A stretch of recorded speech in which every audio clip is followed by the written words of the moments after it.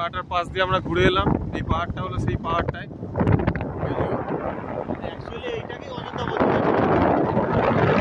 সব একটা মিলিয়ে পর্বতমালা। পেছনে সমুদ্র আছে।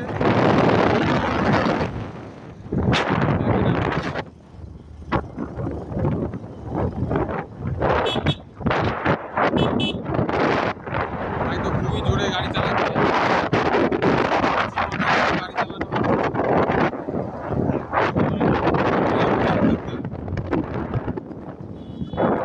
আস্তে ভাই আস্তে।